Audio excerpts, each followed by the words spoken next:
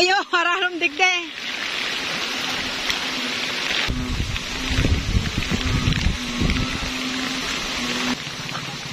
Ay, baha. Humupa na din. Hello mga plantito-plantita, good morning. Ito po yung lagay namin ng panahon po dito sa Bicol. Halos magdamag pong umuulan, pero ngayon tingnan po natin yung ibang plants doon sa dulo. At may mga tanim din akong mga bagong tanim kung ano na yung nangyari. Kasi talagang bago pa naman umulan kagabi, kahapon ng malakas ay mga talagang umuulan na nung mga nakarang araw. Pero syempre, bago po ako magpatuloy ulit dito sa aking content, welcome back po ulit muna dito sa aking munting channel, MJ Negrampa Channel. Ako po si Joy, ang inyong certified plantita. Tara po, samahan niyo po akong bisitahin po natin yung mga halaman. Para makita po natin kung okay lang ba sila sa panahon na ito. At ayan, wala po dito sa aming kuryente, kaya hindi ko din alam kung anong signal kami at kung nasaan ang bagyo, kung nandito ba sa amin sa may Bicol, lalong-lalo na dito sa aming municipality. Ayan, kasi malaki naman yung Bicol. Hindi na po ng balita. Ayun, natumba na nga siya. Mabuti may sampayan. Ng sampayan. Bago po natin tingnan mga plantito-plantita yung mga halaman doon sa dulo, alisin ko lang po muna itong iba kong mga nilabahan dito. Kasi kung lumakas ang hangin, mababasa lang po yung mga damit. Kasi halos isang linggo na pong umuulan dito na hindi talaga po umiinit. Kaya na-stack po yung mga labahin na hindi naman natuyo. Ayan. Kaya hindi na po dito nakakapagwalis kan laging maulan.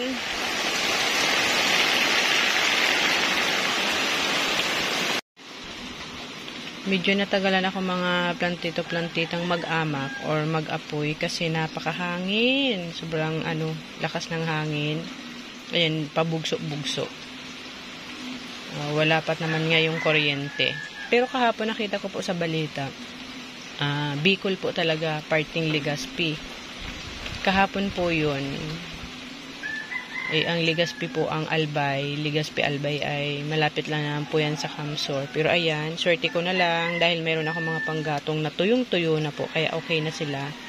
Okay na. Naalis ko na rin yung mga, ito po, at naalis ko na rin. Medyo malamig pa to. Pero at least para hindi na po mabasa masyado sa sa hangin, nilagay ko na po muna dyan. At saka yung mga basa pa nandito muna kasi talagang basa pa talaga sila. Dito po kasi yan nakalagay, yung hangin po, napakahangin. Pero ayan, bago po ako pumunta doon at bisitahin yung ating tanim, magsaing po muna ako nito, pang-almusal. Mabuti mayroon ditong kalderong malinis kasi yung dalawa ay hugasan. Umuulan, mababasa pa ako. Ayan, dito na. Ito ay yung tinaba ko to doon. Mabuti po, nataba na ito bago pa magbagyo. Ayan, din to eh. Masarap din tong pang-almusal eh. Kaya ayan, magsasaing po muna tayo bago po tayo magbisita doon sa ating tanim kung ano po ang lagay. Tama na kaya ito? Dapat hanggang ng merienda. Ay, mayroong hinog-hinog dito sa baba. Ito yung maganda. Manibalang.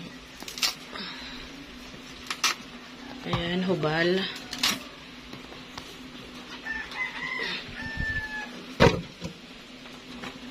Kasi nakakagutom ngayong tag-ulan eh.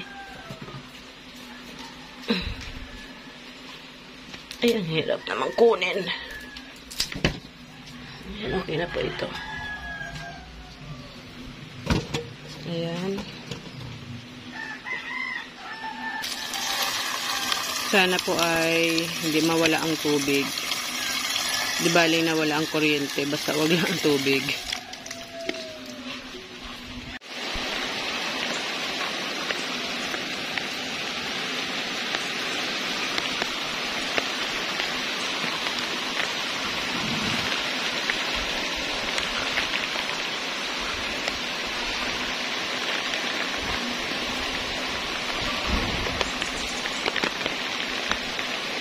Okay na po yung aking gabi. Maganda na.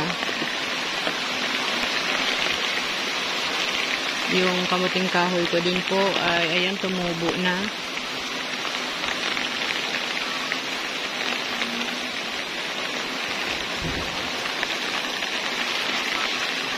Yung okra po ay kaunti lang yung tumubo sa okra.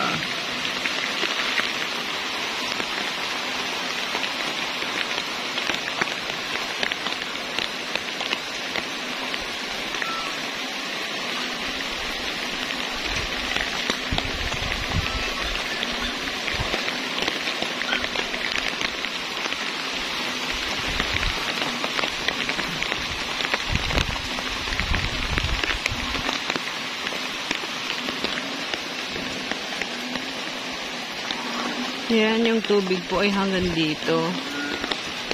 Wala naman pong sugat ang aking paa. Kaya, ayan, okay lang pong lumusong po dito. Pero po, pag may sugat ang paa ay hindi po safe na lumusong po sa tubig. Ayan, natumba yung ano ko yung halaman ko po. Nabali po pala.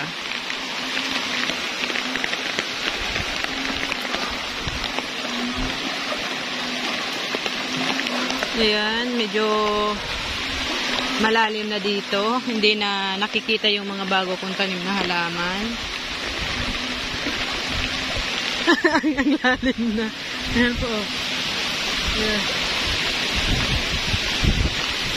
Sobra pong mahangin. Ayan. Ay, naputol yung sanga.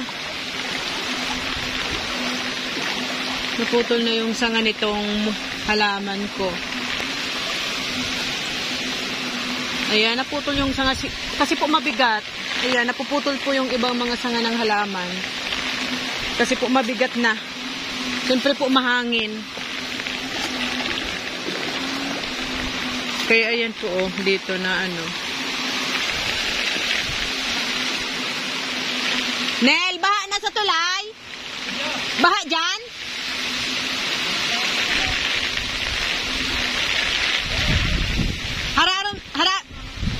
Iyo, hararom digde.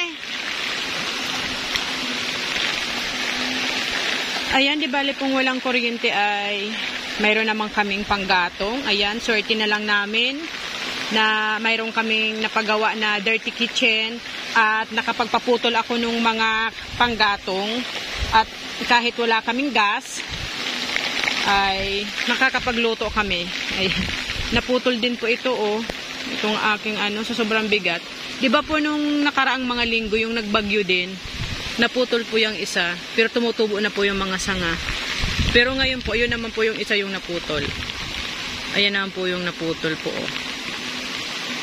At ayan.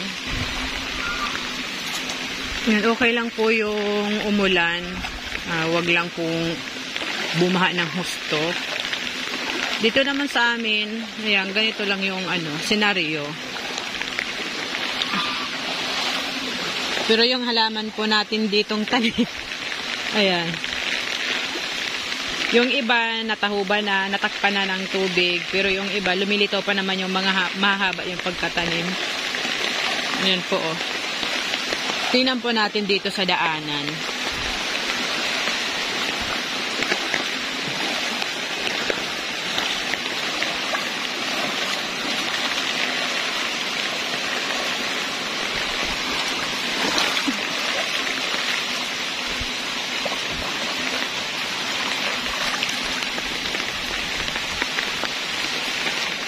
Ayan po, nakapagpabulaklak na ako nitong isang klase ng ginger plant. At ito, ang tawag nito sa amin ay kamaylan.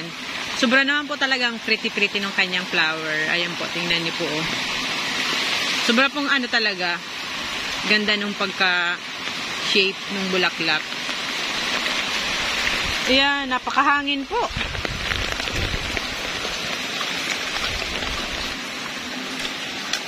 Marbe, makakaabot na ba ganyan sa sala nindo ang tubig?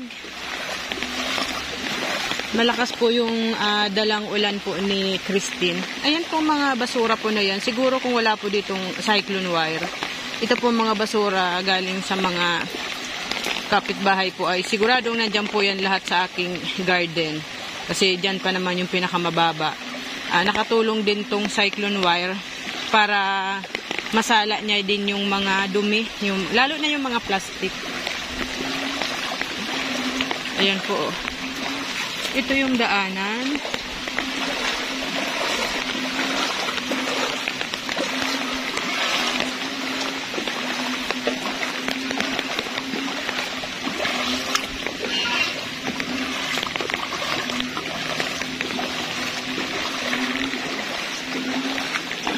Ayan po, matubig po. Naputol na yung African tulip.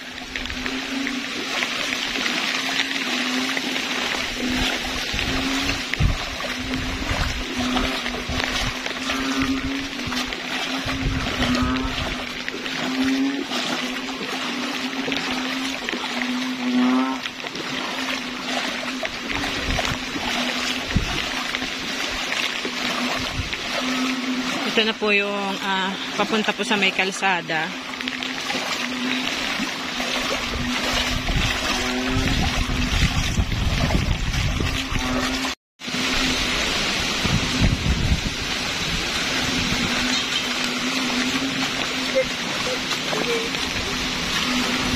Masaing kanoy. Maano ang kakanyog. Marata ang kakanyog. Oh. Delikado. Aram ka ni mama mo? Maparos. Delikado sa ake. Magpara lakaw-lakaw digyo sa tinampo.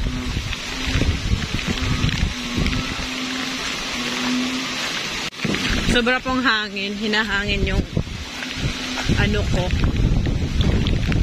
Apod ka ni kondong yung sayap.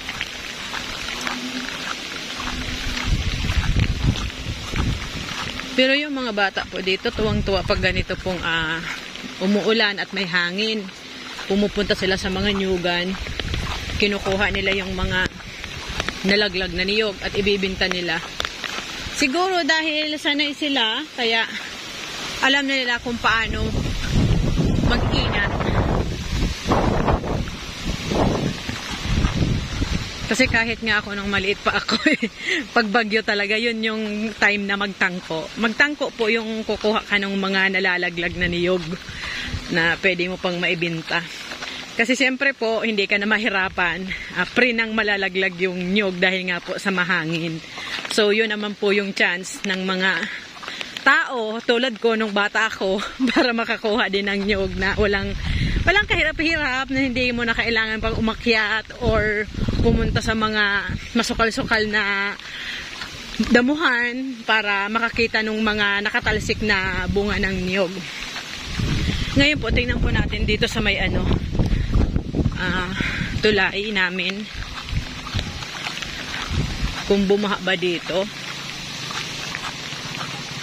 Ay, baha. Humupa na din. Ay, hindi pa pwede makaano yung motor. Ayan, ay pwede na. Ay, pwede na. Ayan, nakatawid na siya. Ay, wow, ang galing niya ha.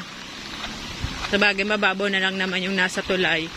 Siguro inalis na yung mga ragpa, yung mga nakaharang dyan para dumalo yung baha, yung tubig baha. Kasi pag mayroong mga nakaharang sa ilalim, yun talaga yung magiging rason para hindi maka-flow ng maayos yung tubig ulan. Signal number 1 po talaga pala dito sa amin ngayon. Talagang maulan lang po talaga. Ngayong October 22. Ayan, maulan lang po. Itong bagyong Christine ay maraming dalang ulan. At yun, bumaha na. Medyo humupa na nga din daw po yung tubig doon sa tulay.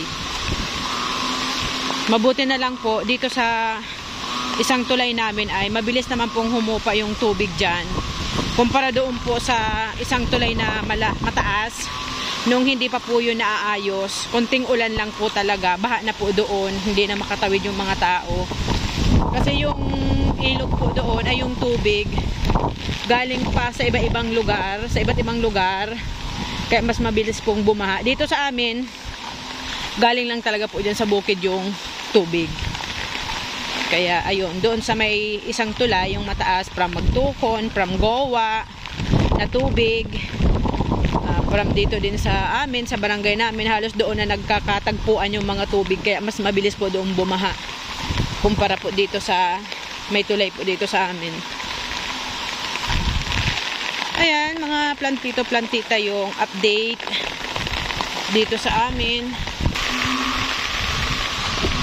Ayan po, yung mga halaman ay okay naman. Yung ibang tanim lang medyo may stress muna sila sa tubig.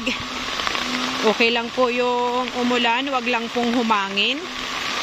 Kasi pag mahangin po talagang ayun. Pero yung African tulip ko naman ay okay lang yun naputol para hindi na siya masyadong tumaas. Ayan, mahangin po talaga. Maraming salamat po sa pagsama sa episode na to at sa mga apektado po at dadaanan po ng bagyong Christine. Ayan, ingat na lang po tayong lahat.